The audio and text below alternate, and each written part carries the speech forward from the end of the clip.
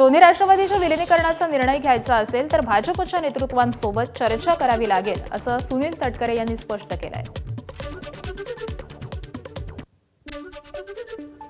एक असं आहे की आदरणीय पवार साहेबांच्या कुठल्याही त्यांनी जे काही मत ज्यावेळी व्यक्त केले, गेल्या 2.5 वर्षामध्ये मी कधी प्रतिक्रिया दिलेली नाही. त्यामुळे याही विषयावरती मी प्रतिक्रिया देणार नाही.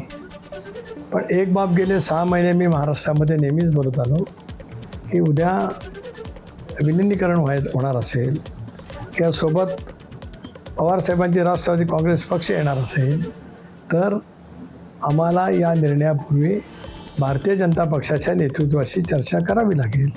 सत्य आहे.